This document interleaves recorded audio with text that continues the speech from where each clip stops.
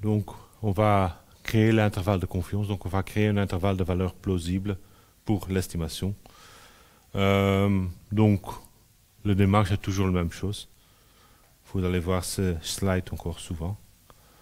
Mais la question va changer maintenant. Donc, la question qu'on a, on a obtenu cette estimation ponctuelle, ce 26,2%. Quelle est la précision de cette estimation? Donc, quelle est la variabilité qui vit dans cette estimation-là? Donc, est-ce que je peux caractériser cette précision? Et je vais le caractériser en utilisant un intervalle. Donc, je vais créer un intervalle de valeur plausible basé sur l'échantillon. Donc, je vais créer, ou je vais dire que le plus plausible basé sur cet échantillon, c'est l'estimation ponctuelle, mais quand même, les valeurs autour sont aussi possibles avec un certain seuil de confiance. Et donc, on va spécifier la probabilité A moins alpha. Donc, on va le niveau de confiance, on va l'indiquer avec A moins alpha. Souvent, alpha, ou la plupart du temps, est égal à 5%. Et donc, on va créer un intervalle de confiance à 95%. En pratique, sera 95 ou 90% la plupart du temps. On va très peu descendre au-dessous de 90%, mais il y a des cas où on va jusqu'à 80%. C'est un peu à voir quelle confiance vous voulez avoir dans votre estimation et quelles sont les possibilités aussi pour la récolte de l'échantillon. Donc si je suis limité dans l'échantillon, parfois c'est mieux de descendre ce pourcentage un peu pour quand même pouvoir utiliser l'échantillon que vous avez. Donc je vais essayer de trouver cet intervalle, un intervalle de valeur plausible pour le paramètre P basé sur l'échantillon. Donc oui, là par exemple, on cherche un intervalle de valeur dans laquelle on a 95% de chance de trouver la vraie valeur de la proportion P de poids parmi les poids de deuxième génération. Donc j'ai le P de la population, je voudrais le trouver, je ne connais pas. Basé sur l'échantillon, je trouve un P chapeau. La probabilité que le P chapeau sera exactement égal à P, c'est presque inexistant. Et donc, je vais créer un intervalle d'une manière autour de P chapeau, d'une telle manière que j'ai 95% de probabilité que la vraie valeur P se trouve dans l'intervalle. Donc, que je suis sûr à 95% de confiance que l'estimation, la vraie valeur, donc que la vraie valeur de P, la vraie valeur que je ne connais pas, que cette vraie valeur se trouve dans l'intervalle que je vais donner.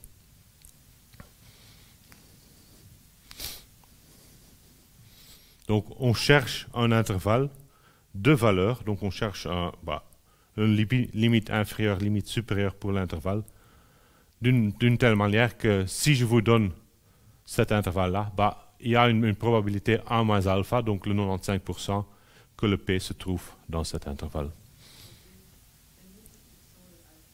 Oui. Donc ça, c'est dans la démarche. Donc, quand tu fais, qu'on a dit, tu vas d'abord créer tu vas poser la question à poser et définir toutes les options que vous voulez fixer pour l'analyse statistique. À ce moment-là, vous allez aussi décider sur l'alpha que vous voulez utiliser. Mais le plus souvent, c'est comme ça, c'est 5%, donc 95%. Mais vous le fixez avant collecter l'échantillon. Donc c'est une valeur que vous allez fixer au début de toute l'analyse et certainement avant créer l'échantillon.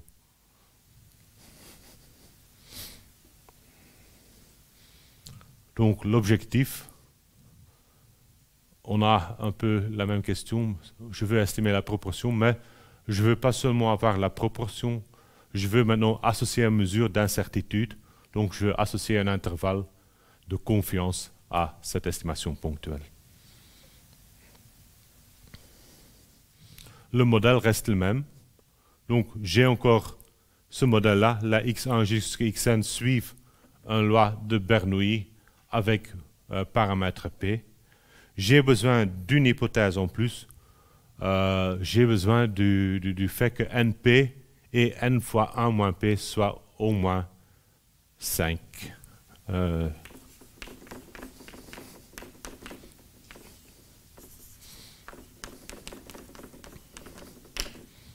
Donc, une hypothèse, c'est vraiment une hypothèse en plus. Donc, ça veut dire que la relation entre n et p doit être d'une manière que si je regarde n fois p, j'ai au moins 5. Si je regarde n fois 1 moins p, j'ai aussi 5. Ou au moins 5. Et on va voir pourquoi on a besoin de ça. Mais c'est une hypothèse en plus pour créer l'intervalle de confiance pour faire le test d'hypothèse. Donc le modèle est le même, mais j'ai cette hypothèse supplémentaire. Et maintenant, je dois connaître la loi de probabilité qui décrit cet écart-là. Donc ce que j'ai dit, il y aura toujours une différence entre P et P'. Et je veux caractériser, je veux voir la variabilité entre les deux. Donc, finalement, ce que je vais regarder, c'est quelle est la différence entre la vraie valeur et la valeur estimée, le P chapeau. Donc là, je veux connaître cette distribution pour vous dire quelle est la variabilité sur cet écart. Et c'est cette variabilité qu'on veut avoir aussi petite possible, naturellement. Mais donc, on doit le caractériser d'une manière. Et là, on a besoin de l'hypothèse. Donc, on a besoin de l'hypothèse. On a cette loi. Donc, on a dit les xi sont ou suivent tous une loi de Bernoulli.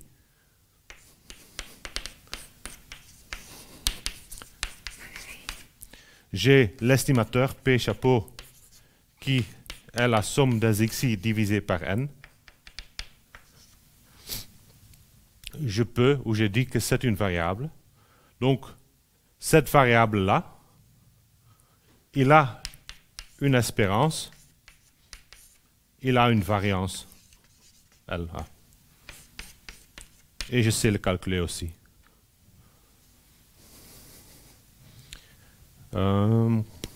Si je fais le calcul là. Donc, et l'espérance de P chapeau, c'est l'espérance de la formule.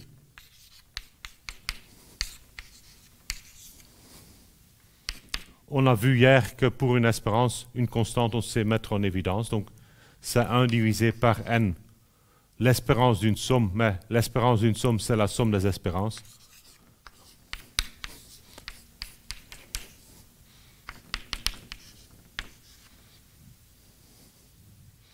Et on sait que ça, les xi suivent une loi de Bernoulli. On connaît l'espérance, donc on a vu hier, l'espérance pour Bernoulli, c'est égal à la proportion AP. Donc la probabilité de succès, donc c'est 1 divisé par n, somme I égale à 1 jusqu'à n fois P. Donc là, je fais P plus P plus P plus P plus P, n fois. Donc ça, c'est égal à n fois P divisé par n. Donc l'espérance est P. Ce qu'on voudrait avoir, donc ça veut dire qu'il n'y a pas de biais. C'est un estimateur sans biais. Je peux faire le même calcul pour la variance. Voilà cela.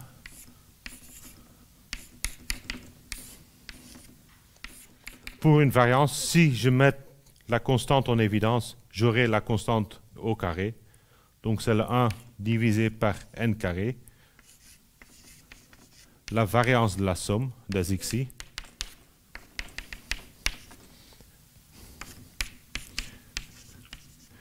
La variance de la somme, c'est la somme de la variance. Pourquoi? Car on a choisi tous les xi indépendamment. Donc, ça garantit que je peux remplacer la variance d'une somme par la somme des variances. Comme dit hier, les calculs mathématiques, c'est illustratif. Donc je ne vais jamais vous demander de les refaire. Cette variance-là, on sait que c'est P fois P moins 1. On a vu hier aussi.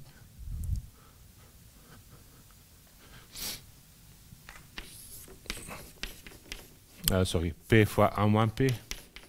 J'ai une somme N, donc c'est N fois P, N moins P. Lequel? Donc j'ai 1 divisé par N au carré, N, P, 1 moins P, ou finalement j'ai P, 1 moins P, divisé par N.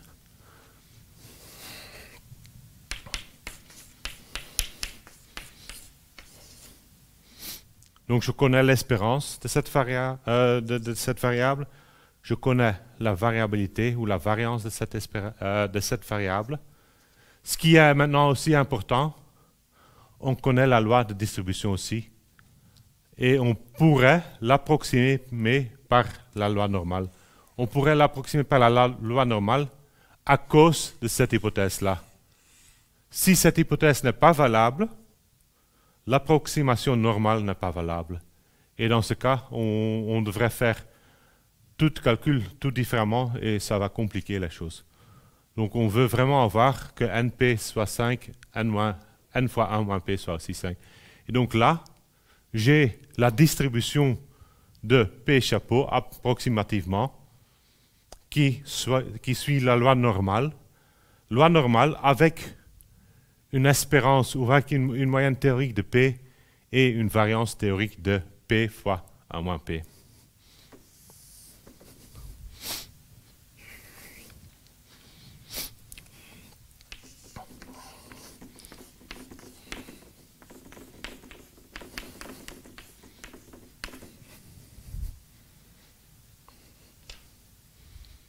Et maintenant, ça me simplifie un peu les choses, car c'est beaucoup plus facile d'utiliser la loi normale qui est continue que des lois discrètes comme Bernoulli. Donc, le P chapeau, je connais la distribution.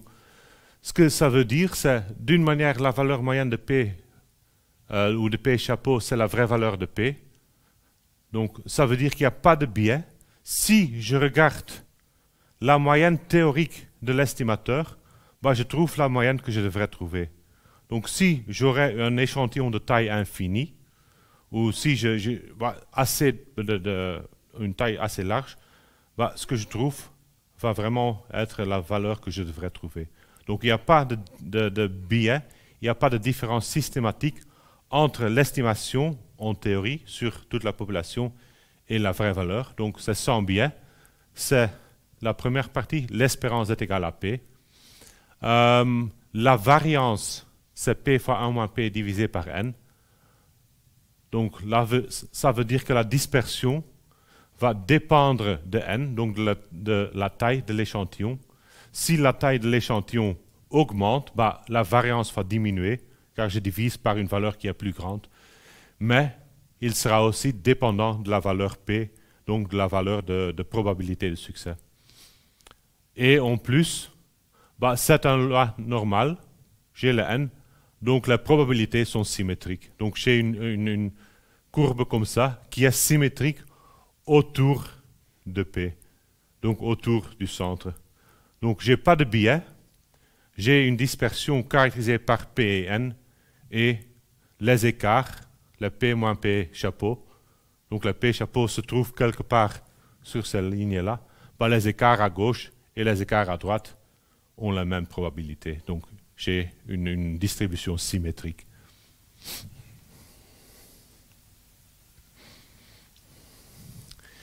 Bah, encore un petit problème. J'ai maintenant une loi normale qui est gentille à utiliser, qui est facile à utiliser, mais je ne connais pas le P.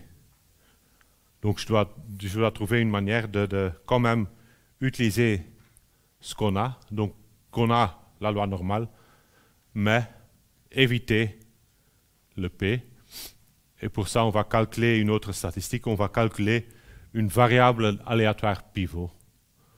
Donc on va définir une variable qui va dépendre de P et de P chapeau, mais pour laquelle on sait vraiment faire les calculs nécessaires.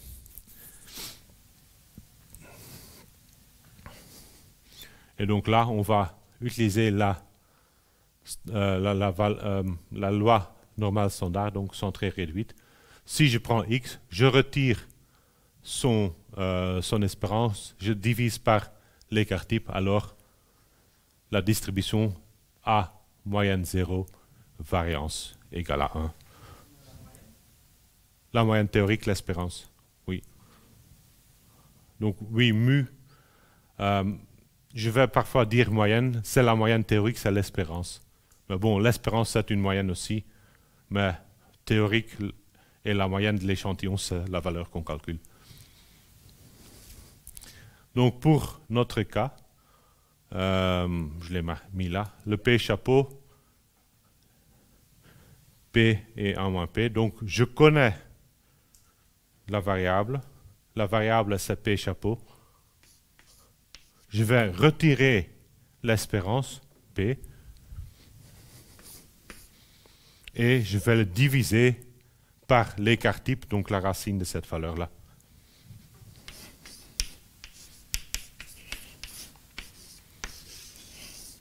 Ça me donne une nouvelle variable, et je sais qu'il suit la loi normale standard. Donc j'ai défini une nouvelle variable qui a une distribution bien connue.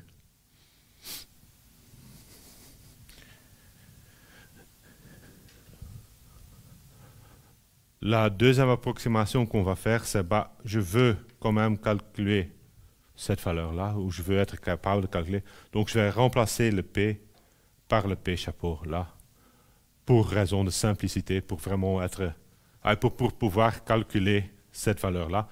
Et à ce moment-là, c'est une variable qui suit la loi normale, donc je vais l'indiquer avec la lettre Z.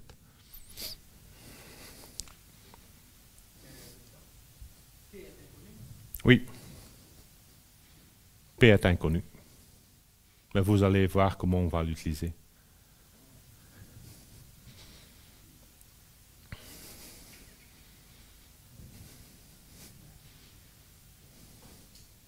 Donc on a, comme dit, le variable pivot, qui dépend de P chapeau, qui dépend de P, mais avec une loi, une distribution bien connue, utilisable. Donc on a la méthode maintenant. On avait l'estimateur qu'on avait utilisé avant aussi, donc le P chapeau, la variable P chapeau, l'estimateur. Et j'ai défini en plus une variable pivot qui va me finalement donner une valeur pour décider quelles valeurs de P sont plausibles ou de P chapeau sont plausibles, quelles valeurs ne sont pas plausibles.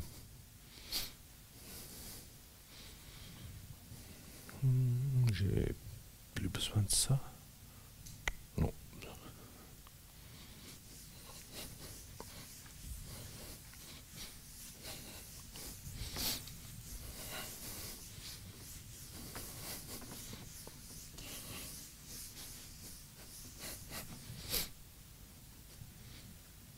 Donc, le variable pivot, on va l'utiliser pour déterminer cet intervalle de confiance. Donc, un intervalle de confiance.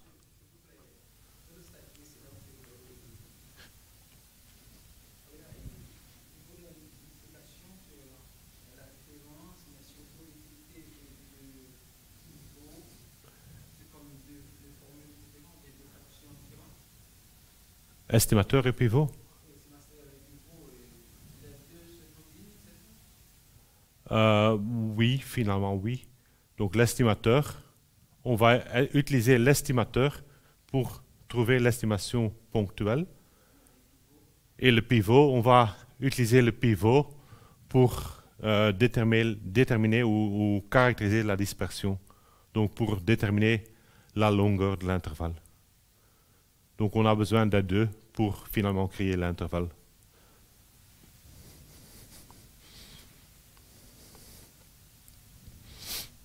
Donc, si je note l'intervalle LU, je voudrais avoir un intervalle d'une telle manière que la vraie valeur se trouve avec 95% de certitude dans cet intervalle. Donc, je dois avoir que la probabilité que la vraie valeur P se trouve dans l'intervalle, donc se trouve entre L et U, bah, je veux avoir que ça, c'est 95% ou plus généralement A moins alpha.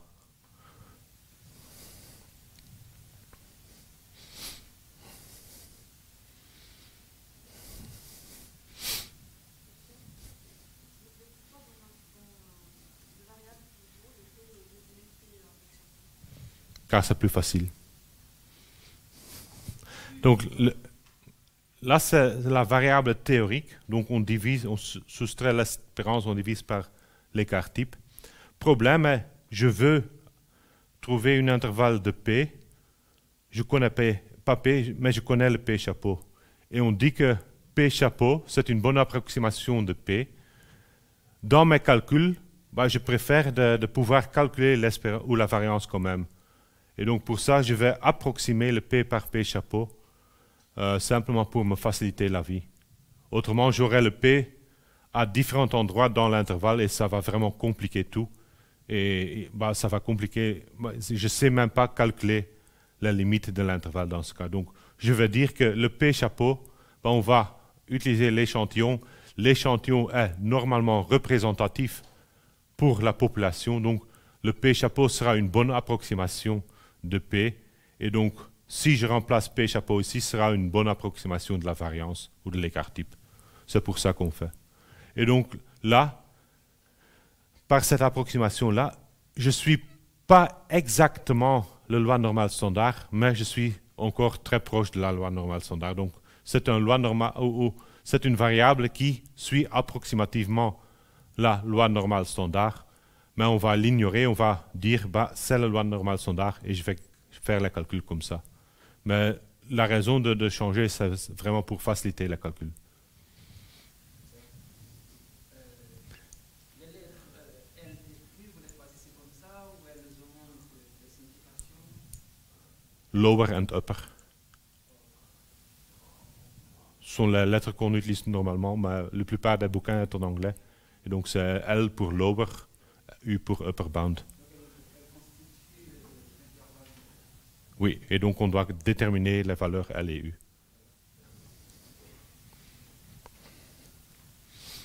Donc, la loi normale standard.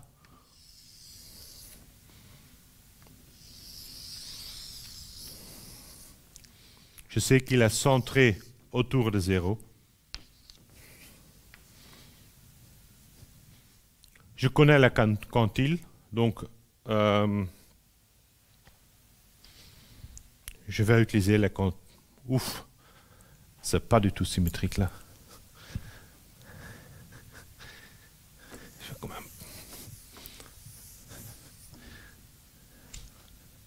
même pas proche.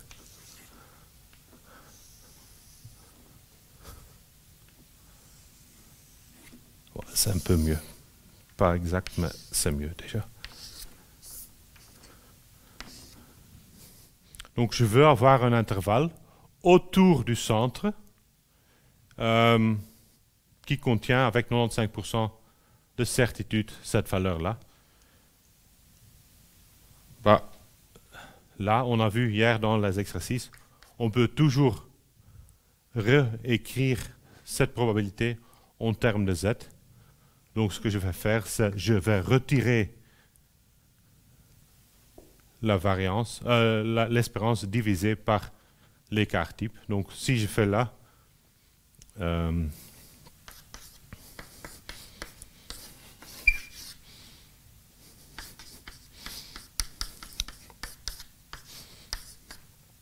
dois faire la même chose pour L et U.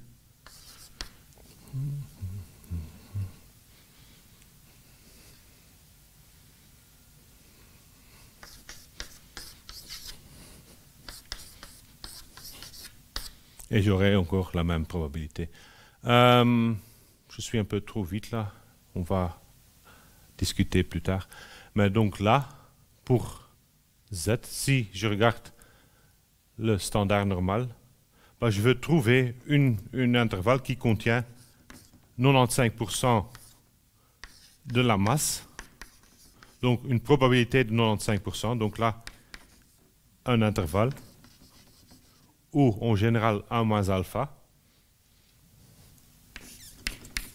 Bah, vu que je veux avoir que cet intervalle asymétrique autour du centre, bah, je vais prendre 5% répartis aux deux côtés. Donc je vais prendre 2,5% à gauche,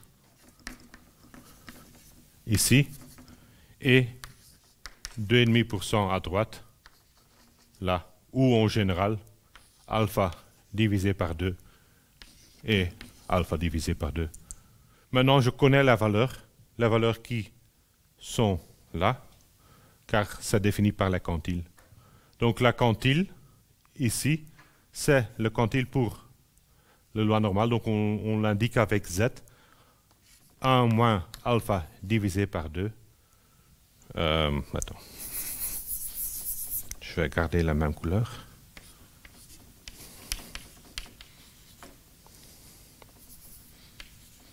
Ou, dans notre cas, 9, 7, 5. Donc là, j'ai 2,5% à droite. Donc j'ai 97,5% à gauche. Donc c'est la quantile 0,975. Ou, en général, la quantile 1 moins alpha divisé par 2. De l'autre côté, j'ai 2,5% à gauche, ou alpha divisé par 2 à gauche. Donc c'est la quantile z alpha divisé par 2. Ou, dans notre cas, le 0,025. Maintenant, je sais que cette distribution est symétrique autour de l'origine. Donc, je sais que cette distance et cette distance, c'est la même. Donc, z alpha divisé par 2, c'est moins z, 1 moins alpha divisé par 2, ou moins z 0,975. Donc, j'ai besoin de ce quantile-là, et je sais que là, j'aurai l'inverse de cette valeur.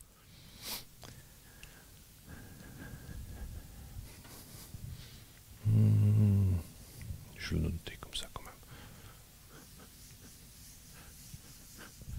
Donc, pour la variable standard normale, oui. Quelle partie?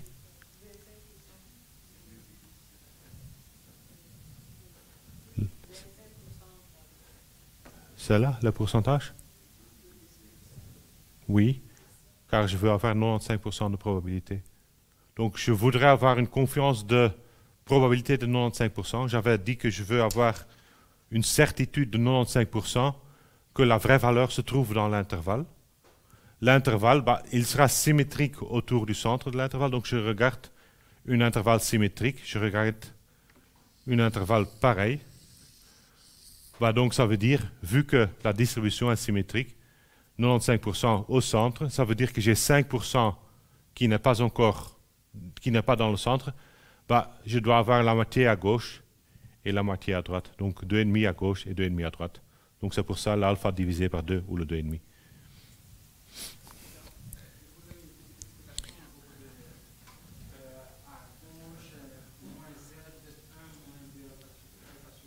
Symétrie. Oui, vu que c'est symétrique autour de l'origine. Donc, cette distance-là est la même que là. Donc, si ici, ça c'est le 1,96. Donc, la distance là, c'est 1,96. Bah, alors, la distance est la même, donc j'arrive à moins 1,96. Donc, c'est pour ça, c'est la symétrie.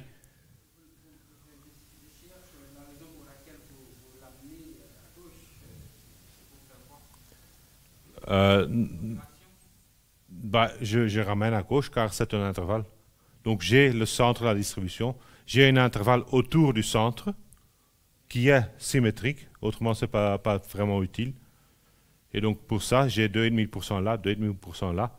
Donc j'ai les deux quantiles, z1 moins alpha divisé par 2 et z alpha divisé par 2. Vu que ici à gauche, il y a 1 moins alpha divisé par 2, donc 1 moins alpha plus 7 alpha divisé par 2, c'est là. De ce côté-là, j'ai z alpha divisé par 2. Mais pour me faciliter la vie, bah, je sais par symétrie, c'est le négatif de l'autre. Donc, je pourrais utiliser les deux valeurs-là, mais je sais quand même que celle-là, c'est l'opposé de celle-là, vu que c'est une symétrie autour de 0. Donc, comme ça, je peux l'écrire avec une seule notation, au lieu de deux notations différentes, qui reviennent finalement à la même chose.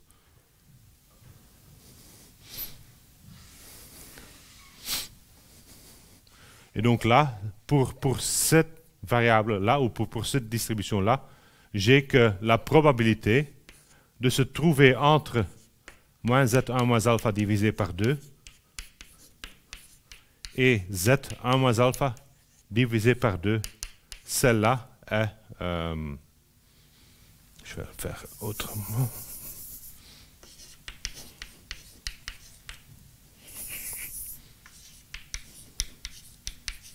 « 95%. Donc, je vais le faire ici pour le cas 95%. Sur la slide, c'est plus général, là, 1 moins alpha divisé par 2. Donc, c'est ce que vous voyez là. Donc ça vient directement de la distribution et de la symétrie de la distribution et les quantiles qu'on connaît. Mais, on ne voudrait pas avoir un intervalle pour z, on veut avoir un intervalle pour p. Mais on sait que p chapeau moins p divisé par cette racine-là est égal à z. Donc je pourrais remplacer le z par l'expression-là.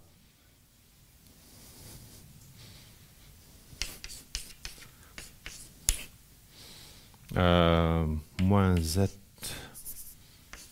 0, 5.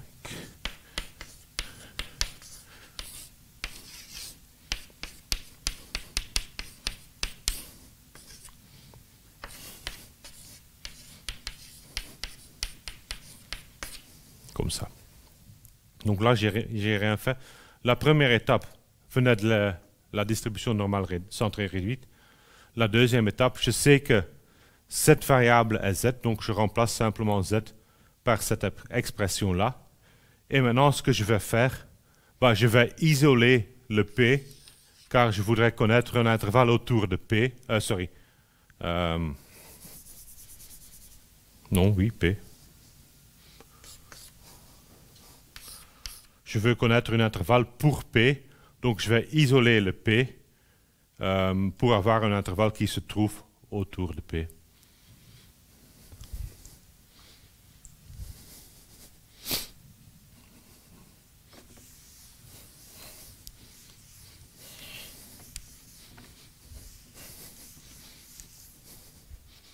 Comment j'isole? Bah, d'abord, je fais une multiplication, donc je multiplie tout avec cette racine.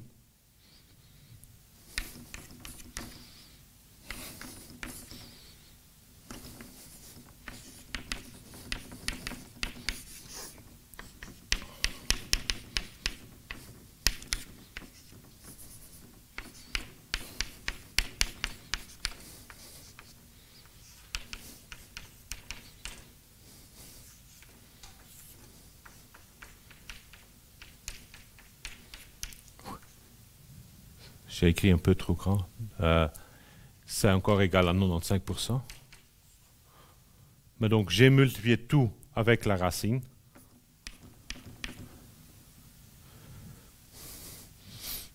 Après, je veux quelque chose pour P. Donc, je pourrais faire deux choses d'abord. Ce que je fais d'abord, c'est multiplier tout avec moins 1.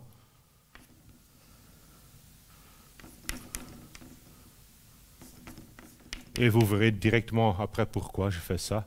Donc, je multiplie avec moins 1. Ça devient le z. 975 fois la racine.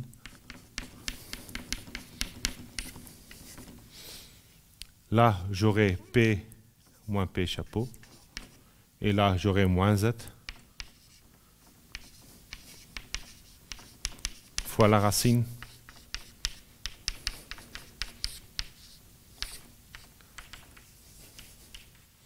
Si je multiplie avec moins 1, bah, les inégalités vont changer. Donc, j'aurai plus grand que est plus grand que. Et maintenant, pour isoler le P, j'ajoute P chapeau à chaque terme, à chaque membre de l'inégalité. Et donc, j'aurai que c'est la probabilité que, moi je vais garder comme ça, P chapeau plus cette quantité-là fois l'écart type sur N, P, et là j'ai P chapeau moins la quantile fois l'écart type.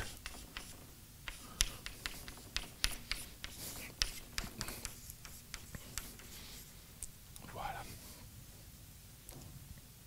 Et donc j'ai trouvé un intervalle de confiance à 95%. Donc là, j'ai deux valeurs autour de P pour laquelle que je sais que la vraie valeur de P se trouve entre ces deux valeurs avec une probabilité de 95%. Et donc, celle-là sera L, de lower boundary, la limite inférieure, et U, upper boundary, limite supérieure.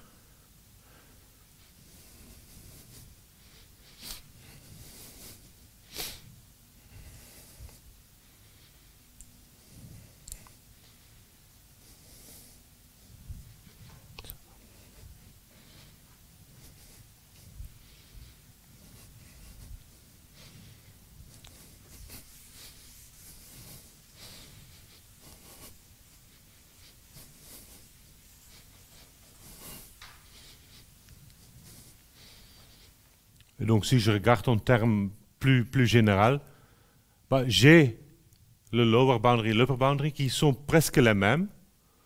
C'est P chapeau plus pour le supérieur moins pour l'inférieur, la quantile, 1 moins alpha divisé par 2, fois l'écart type. Et donc, l'intervalle de confiance dans ce cas-ci, l'intervalle de confiance, on l'écrit aussi comme P chapeau plus minus Z1 moins alpha divisé par 2 fois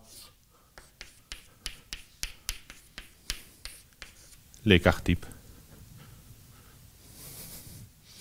Et vous verrez la semaine prochaine que pour d'autres intervalles de confiance, la structure sera toujours la même chose.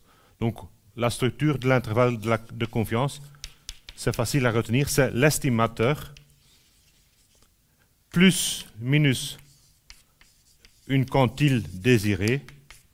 Donc, quantile, si j'ai alpha, c'est le quantile 1 moins alpha divisé par 2, multiplié avec l'écart type de la distribution.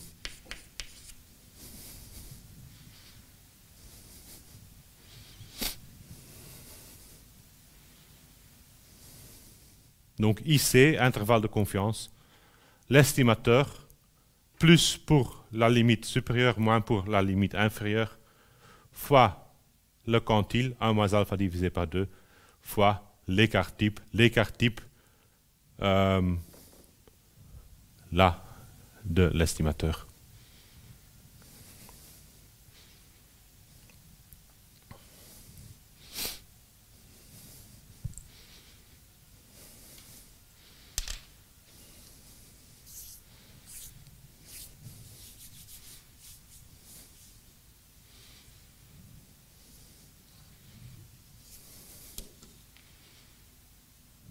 Donc ça me donne un intervalle de confiance de 1 moins alpha %, donc dans notre cas de 95%.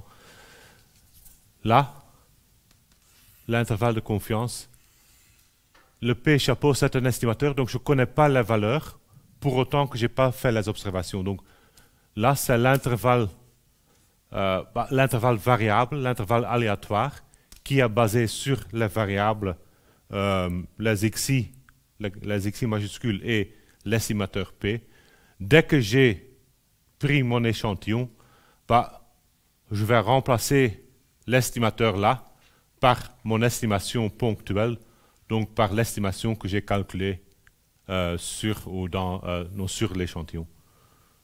Et donc là, j'ai une estimation de l'intervalle avec vraiment une valeur inférieure et une valeur supérieure. Et on voit que ces valeurs-là, il va dépendre de notre estimation ponctuelle. Ça va dépendre de la quantile qu'on utilise et de la taille de l'échantillon.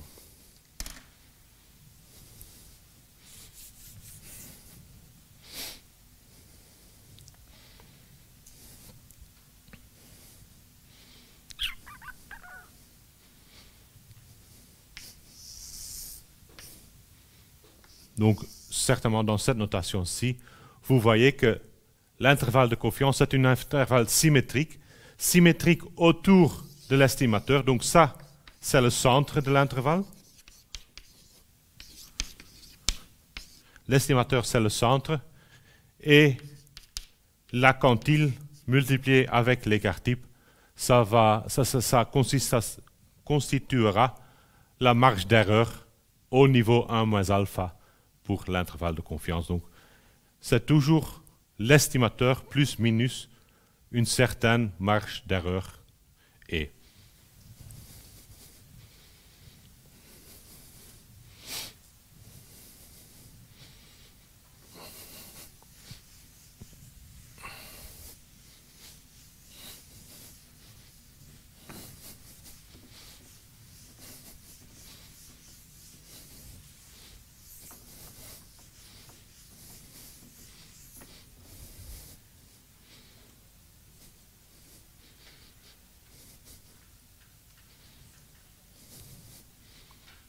Donc, démarche, on peut maintenant regarder le résultat. On avait l'estimateur, on avait le pivot. Donc, le pivot nous permet de faire le calcul là, donc de trouver la formule pour l'intervalle de confiance. Et après, on va utiliser l'estimateur, donc on va prendre l'estimation sur l'échantillon pour introduire la valeur dans la valeur de l'intervalle. Et donc, je trouve un intervalle de confiance au niveau 1 moins alpha, donc le niveau spécifié par cette formule-là, et l'alpha, là, où l'alpha ou le niveau va être caractérisé par la quantile. Et je vois que j'ai oublié de fermer le parenthèse.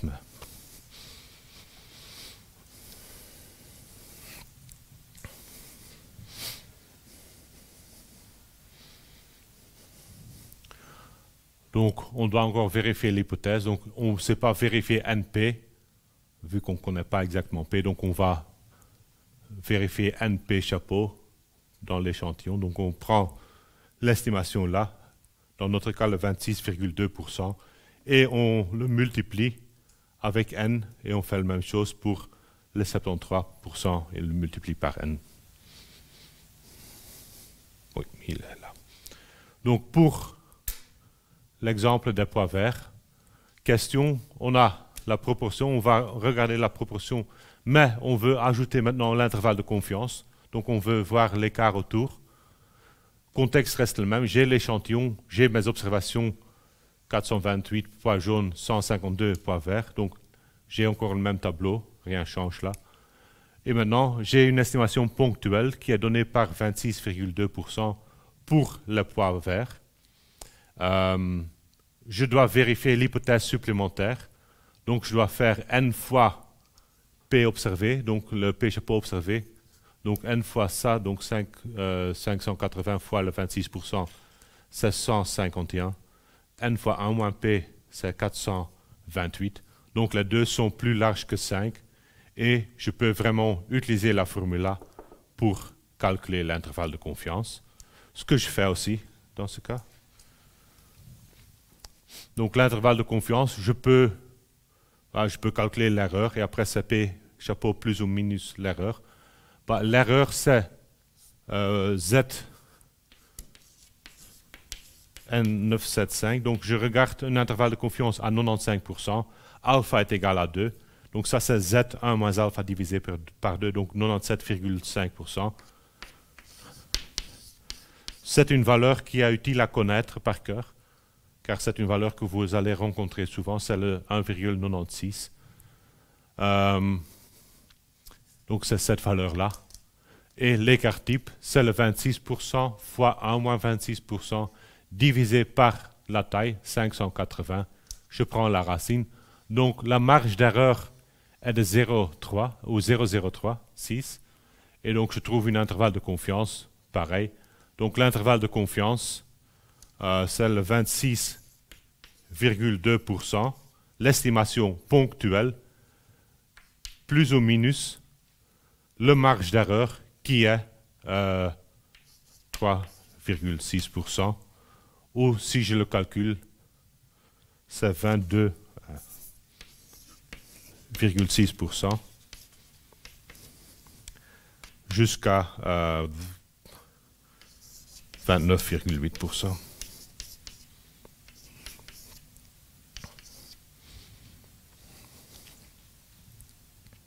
Donc, basé sur mon échantillon, basé sur ce que j'ai observé, je calcule cet intervalle de confiance. Et donc, avec cet intervalle de confiance, je suis sûr à 95% que la vraie valeur de la proportion des poids verts se trouve entre 22,6% et 29,8%. Et donc, on voit que la vraie valeur, le 25%, effectivement se trouve dans l'intervalle. Oui?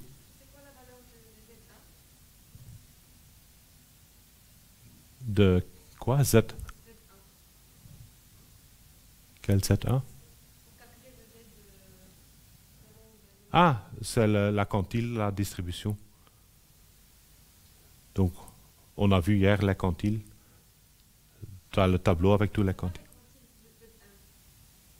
Si ce sont des quantiles. Z1 moins alpha divisé par 2, c'est un quantile. Donc, on a les quantiles qu'on a dit que c'est les Q, je ne sais plus quoi, Q, comme ça, par exemple, pour la loi normale standard, on utilise la notation Z au lieu de Q,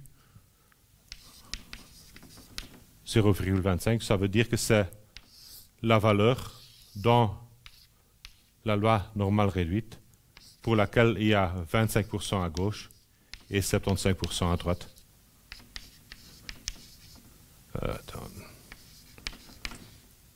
Et là, c'est la même chose, Z1 moins alpha divisé par 2. J'ai choisi alpha égale à 5%, donc 1 moins alpha divisé par 2, c'est 1 moins 2,5%, donc c'est 97,5%.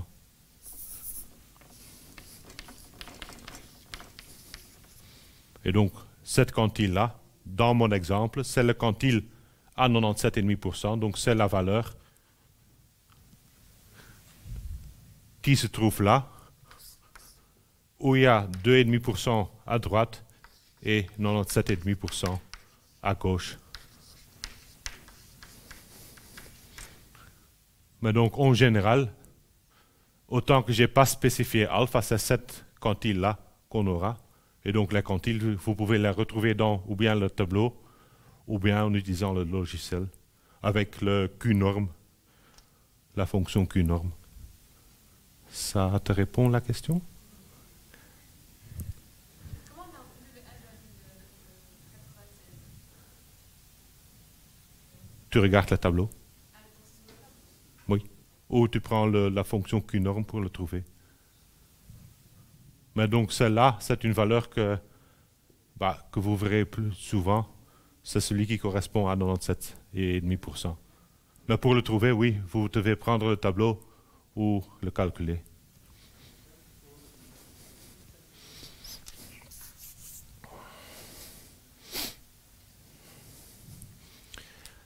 Quelle est maintenant la vraie interprétation de l'intervalle? L'intervalle, je dis que je suis à 95% sûr que la vraie valeur de la proportion se trouve dans l'intervalle.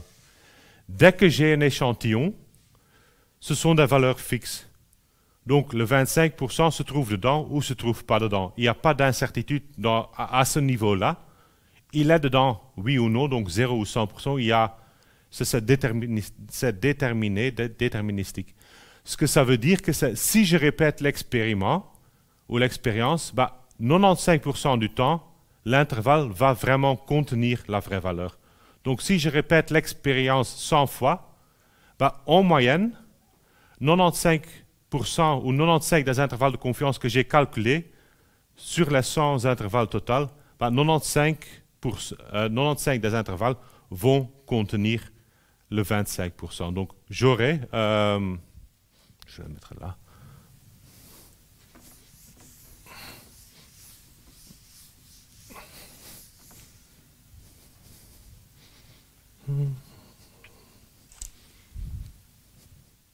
J'ai une certaine valeur P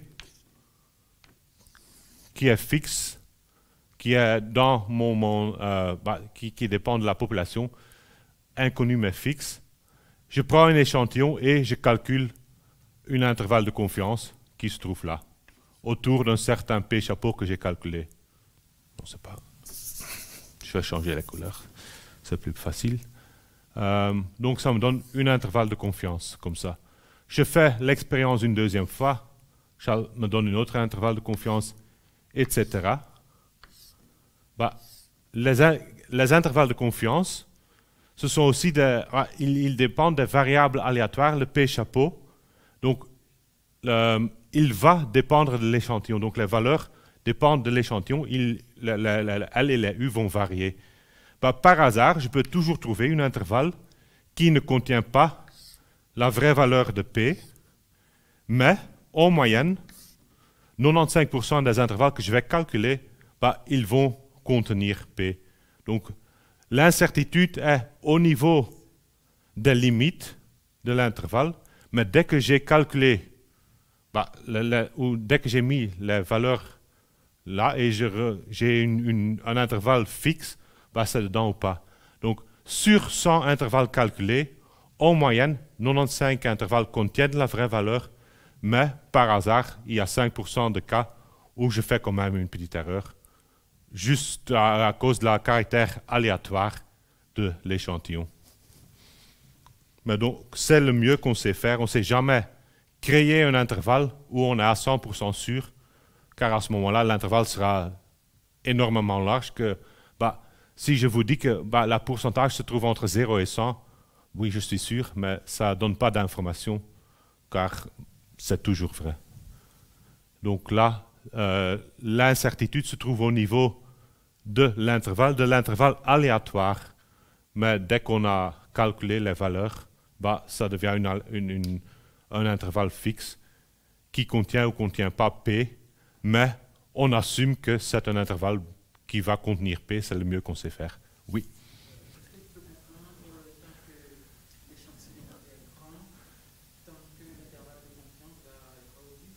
Oui. On va discuter, je pense que c'est le prochain slide, mais oui. Oui, il est là. Donc, on a la marge d'erreur. Donc, j'avais dit la marge d'erreur dépend de la quantile, la variance et la taille de l'échantillon. Donc, clairement, si la taille de l'échantillon augmente, la marge d'erreur va diminuer.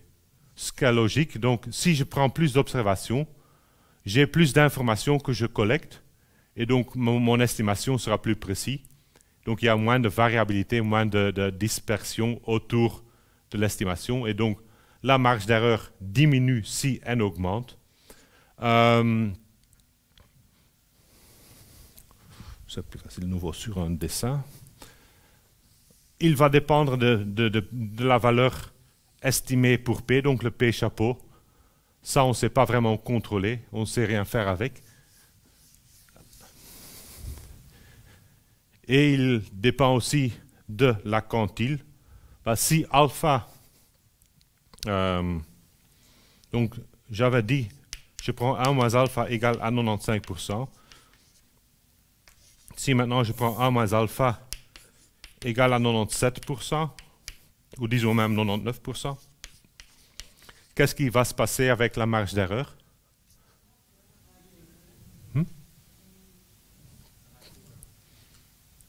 Vous êtes sûr? Bah oui, si ce n'est pas diminué, c'est augmenté. Mais oui, ça augmente, oui. Pourquoi? Car je veux avoir plus de certitude. Donc, j'ai le même échantillon, j'ai les mêmes observations. Si ça me donne un intervalle de confiance pareil, je sais il y a une probabilité de 95% là. Pour avoir 99%, je dois élargir l'intervalle des deux côtés un petit peu. Et comme ça, j'aurai 99%. Donc, si j'augmente la confiance, donc si alpha augmente, 1 moins alpha augmente, ça veut dire que alpha diminue, alors la marge d'erreur doit aussi augmenter.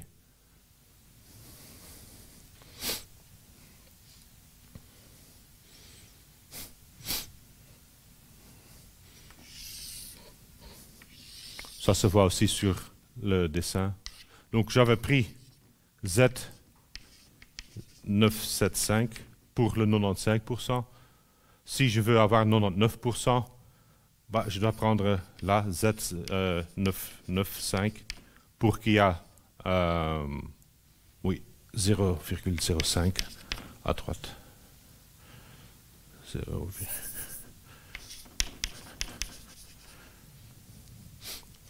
Donc là, avant, j'avais 97,5% à gauche. Si je veux avoir 99,5% à gauche, bah, je dois aller plus loin, plus loin vers la droite. Donc le Z valeur, il va augmenter et donc la marge d'erreur va aussi augmenter.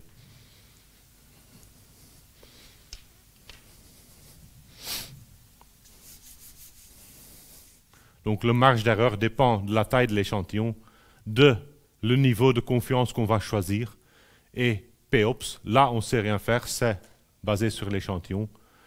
N et alpha, on sait contrôler un peu, mais normalement alpha, on le fixe au début. On a une idée de la certitude qu'on veut avoir, souvent 95%. Et donc ce qu'on peut jouer avec, c'est la taille de l'échantillon pour diminuer, si possible, la marge d'erreur, donc pour avoir un intervalle plus précis.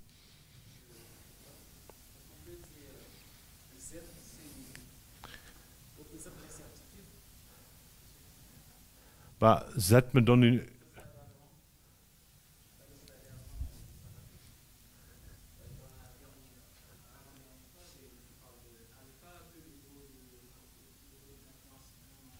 Oui.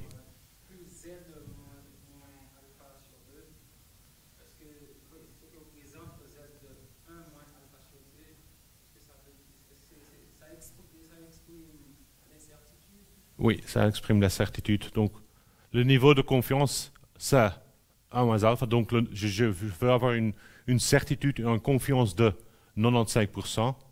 Et donc, je vais utiliser le Z à 97,5%.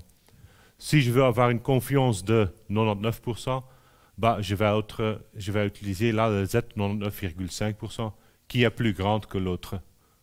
Donc, plus que le niveau de confiance augmente, plus que le Z, la valeur de Z va augmenter aussi. Donc, ils sont directement liés.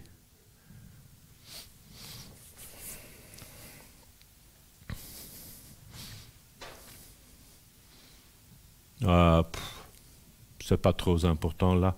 Il y a un lien, vous pouvez le lire si vous voulez. Mais finalement, ce que ça donne, c'était une étude sur une confiance que la population française avait dans les syndicats. Et ils ont créé un tableau pareil.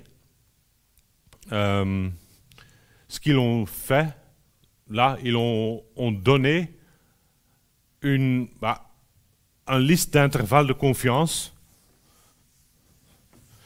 pour différentes valeurs de P chapeau et de la taille de la population ou de l'échantillon.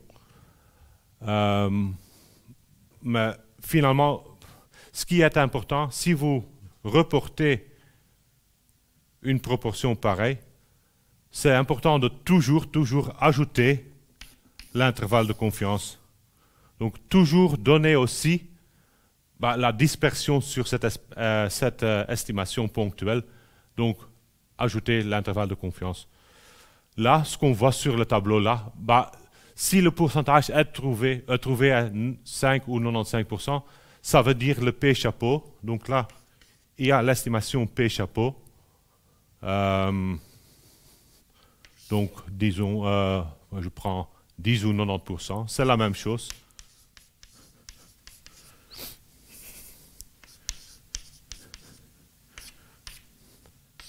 Et de l'autre côté, j'ai la taille de n, disons 900. Ça me donne un petit crochet là. Donc, si P chapeau est égal à, disons, 10%, et n est égal à 900, dans ce cas, le marge d'erreur est 2%. C'est ce que le tableau dit. Donc là, je regarde le petit crochet qui croise les deux, le 900 et le 10%.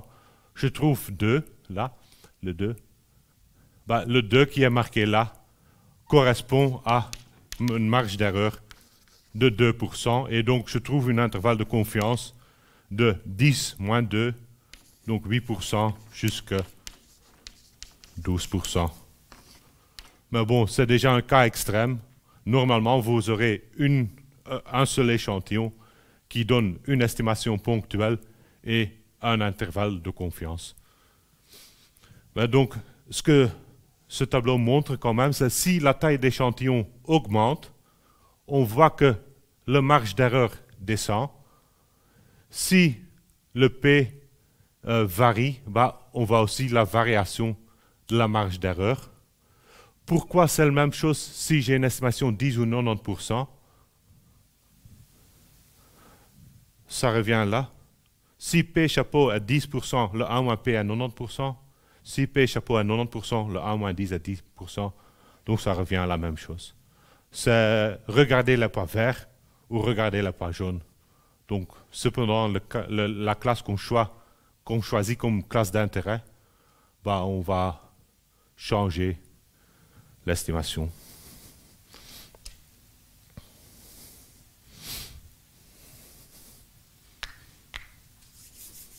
Et donc, pour répondre à la question qui était posée hier, on peut utiliser, dans ce cas pour l'intervalle de confiance, on peut utiliser la formule de la marge d'erreur pour trouver une valeur minimale pour l'échantillon.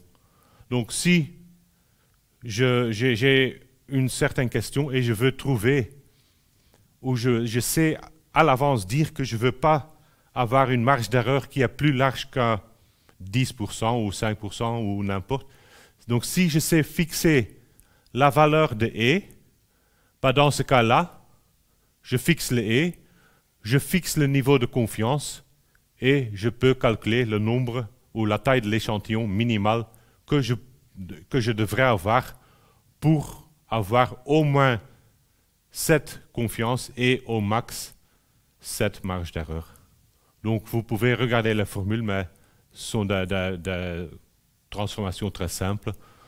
J'ai le E que je fixe. Donc par exemple, je veux avoir que la marge d'erreur, donc la longueur de l'intervalle n'est pas plus que 2, donc je mets E égale à 2.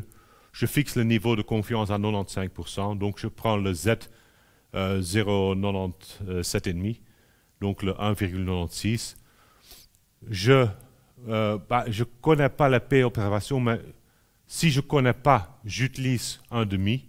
Donc j'utilise que les deux cas sont aussi probables. Pour avoir une meilleure estimation, on pourrait faire un petit pré-sondage. Donc on pourrait faire une enquête ou quelques mesures sur 10 ou 15 personnes, donc vraiment de taille très petite, pour avoir une idée de la valeur, pour avoir une estimation initiale.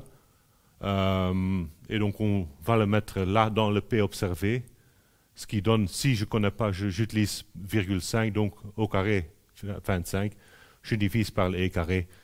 Ça me donne N qui est une valeur réelle, et donc je vais prendre le premier entier qui est plus grand que le N que j'ai calculé. Et si vous êtes sûr, vous ajoutez encore quelques personnes pour être vraiment sûr. Donc là, dans ce cas-là, je veux avoir une marge d'erreur de 0,1, donc de 1%. Je veux que la longueur de l'intervalle est au maximum 1%, le niveau de confiance à 95%. Donc je prends cette formule-là. La quantile, c'est 1,96. Je n'ai pas d'idée de P, donc je vais l'estimer ou je vais introduire 50%. Donc ça me donne le 0,25. Je divise par le E au carré, donc la marge d'erreur maximale que je veux avoir. Et je trouve que N doit être, donc je dois avoir un échantillon de taille 9604 au moins. Pour la deuxième, ce qui change, c'est la marge d'erreur à 5%. Niveau de confiance reste le même. Et j'ai pas... je l'ai mis là.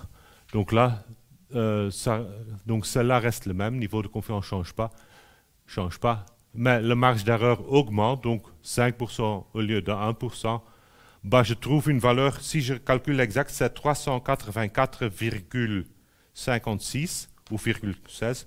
Donc je prends la première valeur entière qui est plus large, donc 385. Donc si la marge d'erreur que je veux avoir, que je peux avoir, augmente, bah, c'est logique que la taille va diminuer. Donc là, et là j'ai une confiance plus haute, donc je veux avoir plus de confiance que dans le premier cas. Bah, j'ai besoin de beaucoup plus d'individus que dans le premier cas. Donc si la marge d'erreur augmente, donc je peux avoir des intervalles plus larges, bah, j'ai besoin d'une taille plus petite. Si le niveau de confiance augmente, donc je veux être plus sûr, bah, j'ai de nouveau besoin de plus de personnes.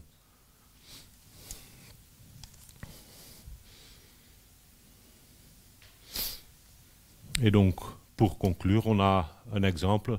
Il y a un article High Dose Nicotine Patch Therapy.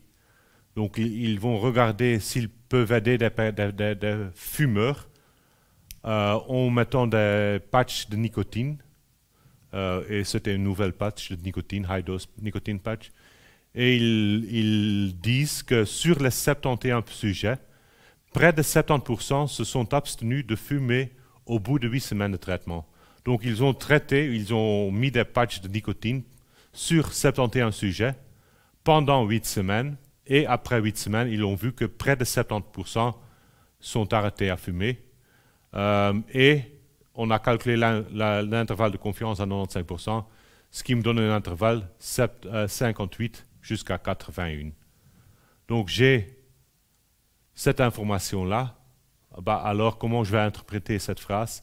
Quelle est la population étudiée? Quel est l'échantillon, son modèle statistique? Quelle est l'estimation ponctuelle? Je ne sais pas pourquoi ça mis deux fois. Donc, quelle est l'estimation ponctuelle de la vraie proportion de personnes qui ont arrêté de fumer suite au traitement? Et quelle est la marge d'erreur de l'étude?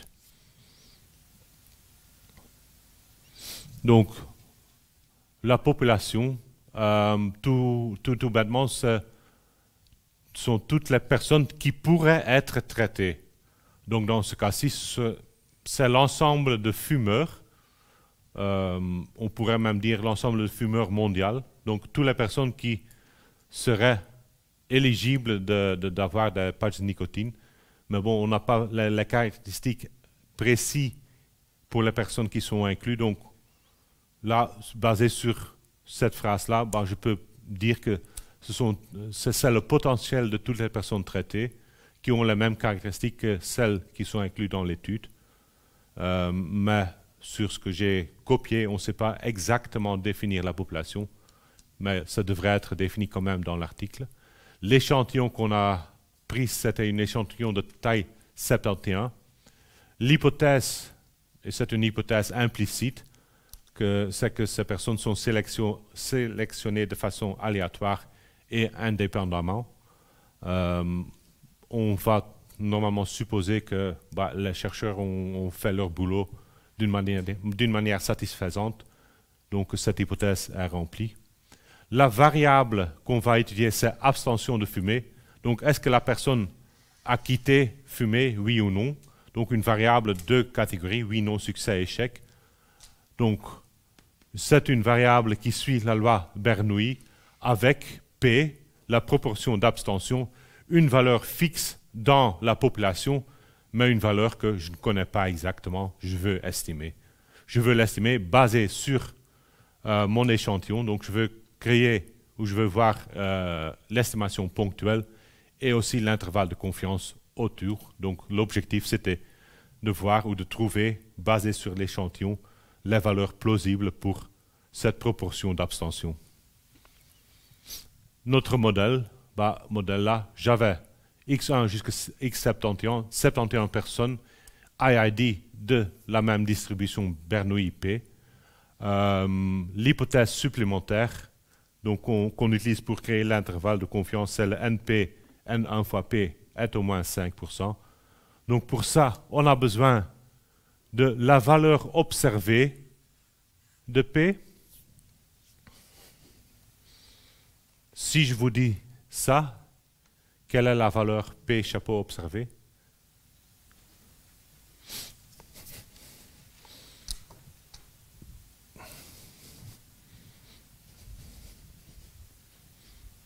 Là.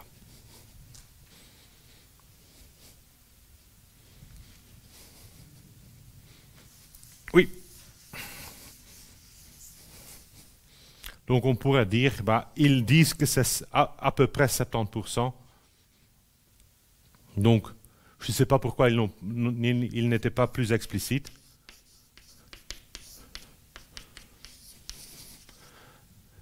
Mais on pourrait aussi le calculer exactement, car on sait que cette valeur-là se trouve au milieu de l'intervalle de confiance. Donc, je peux prendre simplement le milieu de l'intervalle de confiance.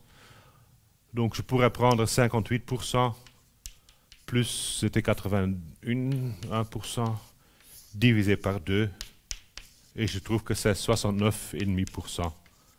Et donc, je pourrais utiliser cette valeur-là pour faire la vérification. C'est ce qu'il devrait avoir fait. Là, dans le site, on a pris les 70, mais ça ne va pas changer beaucoup. Donc, n fois P observé, c'est 49, OK. N fois 1 moins P observé, c'est 22. Le demi% de différence ne va pas changer vraiment les calculs. Donc, l'hypothèse, c'est OK, c'est en ordre. Et donc, ce que je vois, c'est sur l'échantillon de 71 personnes, il y a 49 personnes qui ont arrêté de fumer après le traitement. Donc, si je veux être exact, c'est 49,345 personnes. C'est la statistique descriptive, c'est ce qu'on voit dans l'échantillon. L'inférentiel, j'ai une confiance de 95%, que la probabilité de succès du traitement, donc la probabilité qu'il arrête à fumer, se trouve entre 58 et 81%. Donc ça, c'est l'intervalle de confiance autour de le P chapeau, donc l'estimation ponctuelle. Donc l'estimation ponctuelle, 70% ou, si on veut être exact, 96,5%. Et la marge d'erreur, on sait que la marge d'erreur, c'est la moitié de la longueur de l'intervalle. Donc on a un intervalle de confiance qui est centré autour de P chapeau. Et il y a une marge d'erreur E à gauche et à droite. Donc si je veux calculer la marge d'erreur, je prends la longueur de l'intervalle, je le divise par 2. Et donc là, j'ai 81% moins 58% divisé par 2, c'est 11,5%.